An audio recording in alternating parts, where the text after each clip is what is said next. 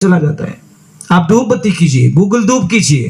एक बात का ध्यान रखें, शाम के टाइम में कभी भी 1 घंटा पहले सूर्यास्त के 1 घंटा पहले 1 घंटे बाद में कभी पढ़ाई ना करें, नहीं तो आपको पढ़ाई में बहुत लॉस होगा। सूर्यास्त के 1 घंटे पहले 1 घंटे बाद में खाना ना खाएं, नहीं तो बहुत बीमारी होगी। सूर्यास्त के 1 घंटे पहले 1 घंटे बाद में सोए नहीं तो घर से दरिद्रता कभी बाहर नहीं जाएगी। झाड़ू हमेशा छुपा के रखें, झाड़ू के ऊपर किसी की नजर नहीं पड़नी चाहिए, क्योंकि झाड़ू घर की लक्ष्मी होती है, ये बात ध्यान रखें। और लगभग कोशिश करें तकिया बिल्कुल ना लगाएं। जब आप तकिया नहीं लगाओगे तो आपकी हजारों समस्याएं खत्म होगी। अगर तकिया लगा रहे हो तो फिर तकिया लगाने का तरीका सही आना चाहिए। समझ में आ रहा है? तकिया कैसे लगाते हैं हम लोग? यहाँ लगाते हैं, यहाँ नहीं लगाना। ये तकिया यहाँ होता है, गर्दन और कंधों के बीच में जो गैप होता है तकिया वहां लगना चाहिए। पर हम लोग क्या करते हैं, यहाँ तकिया लगाते ऊपर की साइड में, तो ये बहुत दिक्कत होती है। और किसी को भी कोई काम पे जा रहे हो, जैसे यात्रा पे जा रहे हो या परीक्षा देने के लिए जा रहे हो, एग्जाम्स देने के लिए, या कहीं पे जॉब के लिए नौकरी के लिए जा रहे हो, खेत में बीज बोनी करने के लिए जा रहे हो, या सगाई के लिए जा रहे हो, तो आपको क्या करना है, जो आपका शर्ट है ना, उसके बटन नीचे से देते देते ऊपर आना है। अगर आपने ऊपर से देते देते नीचे चले गए तो आपका काम आगे 100% बिगड़ जाएगा, इसमें कोई शंका नहीं है। बोलो, इतनी मतलब चीजें होती है, हमको पता है। बटन हमेशा नीचे से देते देते ऊपर जाए, ऊपर वाला बटन लास्ट में देवे। समझ में आ रहा कि नहीं आ रहा? और आप कोई भी काम पे जा रहे हो, कोई भी यात्रा पे, सगाई के लिए, पढ़ाई के लिए, एग्जाम्स के लिए, और कोई अगर विधवा स्त्री सामने मिल जाए तो समझ लेना आपका भाग्य उदय हो चुका है। आप इतने भाग्यशाली हो कि आपको विधवा स्त्री के दर्शन हो गए। आपको पता है, अब आपने शायद उसके बारे में जानकारी नहीं ली। आप सारे लोग क्या अपशुगन मानते हो कि विधवा स्त्री का मुंह देखने पर हमारा अपशुगन होता? अपशुगन नहीं होता साहब, वो कितनी नसीब वाली होती है। कई जन्मों के दुख एक ही बार में भगवान ने काट लिया। समझ में आ रहा है कि नहीं आ रहा है? पर हमको ये बातें समझ में नहीं आती।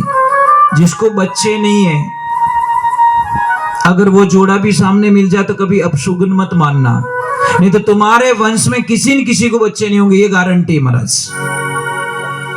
जिसको बच्चे नहीं है, अगर वो जोड़ा सामने मिल जाए, अगर उसको अपशुगन मान के आप वापस रिटर्न हो गए, तो आप ही के पीढ़ी में भगवान आपको किसी न किसी को बिना बच्चों के रखेगा, इसमें कोई शंका नहीं है। जैसी करनी वैसी भरनी। और किसी को अगर बच्चे नहीं हो रहे तो मैं बहुत इजी इलाज बताता हूँ आपको। नारियल आता है, नारियल श्रीफल, उसको आप तोड़िए, आपको एक बीज मिलेगा उसमें से। नारियल तोड़ता है ना, एक बीज मिलता है। वो बीज उस स्त्री को देना चालू करे जिसको मतलब बच्चे नहीं हो रहे। देखिए, भगवान की कृपा हुई, ईश्वर की मेहरबानी हुई, तो उसके घर में बहुत जल्दी खुशियां आएगी। परंतु ये सारी विश्वास की बातें हैं साहब। अगर विश्वास नहीं है तो मत करना। बोलो पूरा नारियल खा जावे तो की को नहीं रहे।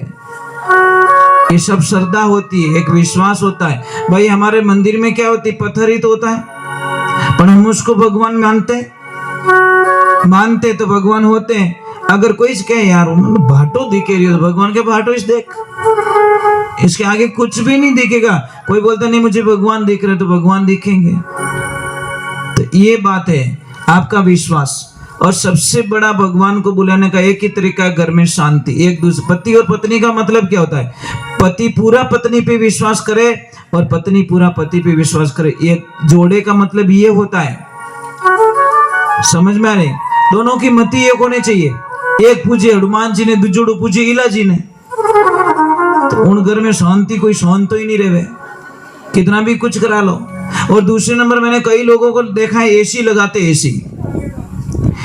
एसी में ठंडक होती है, एकदम कूल होता है ना, चिल्ड एकदम। देखना एसी मुंह बाहर निकल अन गालियां बोल दे, बोलो भाई एसी कहीं काम रही मैंने खाली शरीर ठंडो रही, खोपड़ी ठंडी रही को नहीं। समझ में आ रहा कि नहीं आ भाई? एसी से दिमाग भी तो ठंडा होना चाहिए ना, पर मातो तो ठंडो रियो ही को नहीं, खाली बॉडी ठंडी हो गई उसकी। हर बार निकलते ही बम फोड़ दिया। भाई एसी क्यों लगाई भाई? एसी का मीनिंग होता है तेरा दिमाग भी ठंडा होना चाहिए, ये ध्यान रखे। फालतू बिल मत देना, जो कोई एसी वाला गाने बोले बिना कनेक्शन काट दो, फालतू को बिल आ रही हो और ठंडो तो वही कौन दिमाग हो, क्या मतलब महाराज उसके। तो ये चीज है ना, सोचने की बातें होती है हमारे भाई। खाना खा रहे पेट नहीं भरा, वो खाना क्या काम का, ये चीज है। कई लोग बोलते महाराज, एक तरफ आप बोलते हो कण कण में भगवान है, तो फिर हम मंदिर क्यों जाते हैं? ये प्रश्न बहुत ही गहरा है। तो फिर हम मंदिर क्यों जाते हैं? मैं आपको एक चीज बोल दूं ना, हवा पूरे ब्रह्मांड में, फिर भी हम पंखे क्यों लगाते हैं?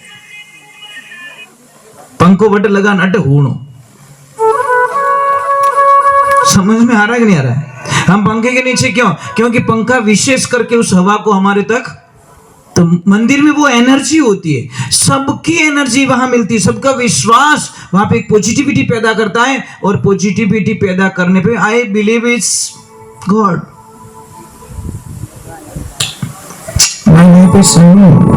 मैं जीने के लिए गाता हूं, गाने के लिए जीता हूं। एक समझ लीजिए, ये छोटी सी बात है हमारी जिंदगी की।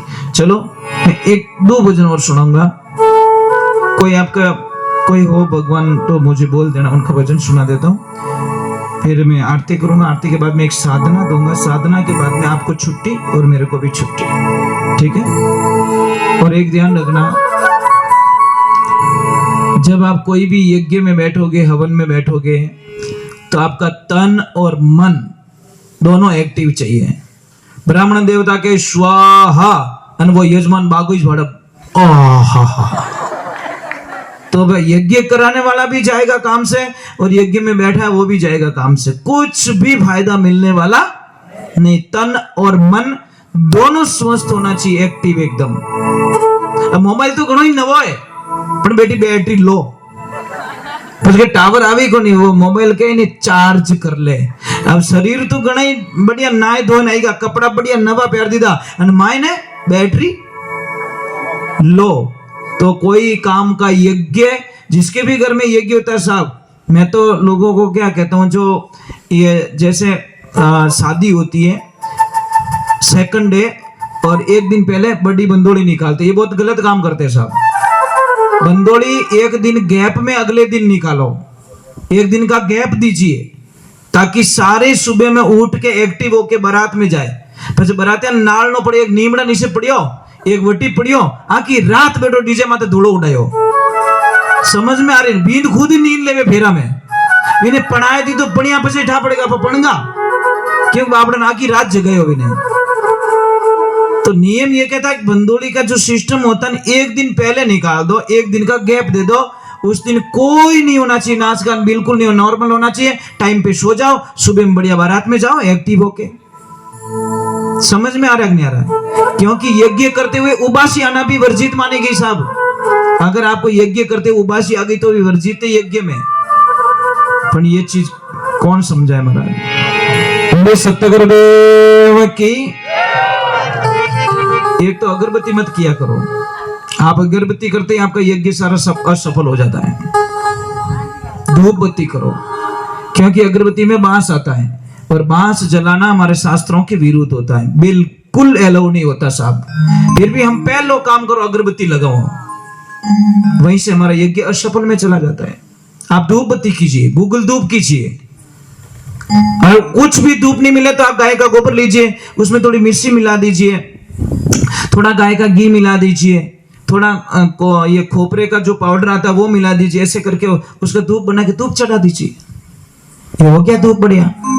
ये ध्यान रखे, किसी को कितना भी श्वास चढ़ता हो, कितो भी श्वास चढ़े, शाम के टाइम में ये भूंगड़े आते हैं ना खाने वाले चने येलो कलर के, और शाम को सोते वक्त उसको 50 ग्राम खिला दो, पानी मत पिलाओ, श्वास नहीं चढ़ेगा। पर पानी पिलाओगे तो काम गड़बड़े साहब। जिसको भी श्वास चढ़ता है, आप शाम के टाइम में वो भूंगड़े खा ले 50 ग्राम और पानी मत पीजिए, तो आपको श्वास की बीमारी नहीं होगी। किसके कितने भी घुटनों में दर्द, मैंने कई बार बताया इलाज कर, चूना लीजिए इतना सा और हमेशा लेना स्टार्ट कीजिए। सुबह सुबह में खाना खाने के बाद में 1 गिलास पानी में इतना सा चूना डालिए, देखिए फिर आनंद। बोले सत्य गुरुदेव की, बोले कृष्ण कन्हैया लाल की। आपकी नाभि है, आपने कहीं क्या पैसुटी कहो, कहीं कहो,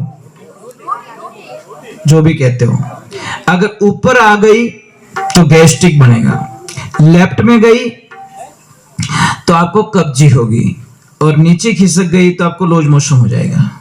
ये 3 काम है उसके। राइट में कभी नाभि जाती नहीं है, समझ में आ गई नहीं आ रही? नाभि में कभी, राइट में कभी नहीं जाती, वो जाए तो लेफ्ट में ही जाएगी, ये ध्यान रखें। बोले सत्य गुरुदेव की।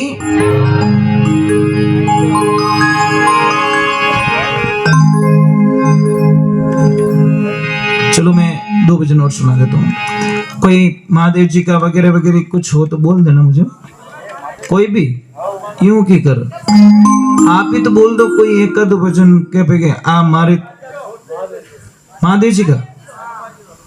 चलो हनुमान जी का गा लेते, ठीक है? हनुमान जी महादेव जी, महादेव जी हनुमान जी, बस दोनों एक ही, अलग मत मानना, क्योंकि शिव का 11वें अवतार रुद्र अवतार में हनुमान जी है। बोले श्री भगवान की, बोले बालाजी महाराज की।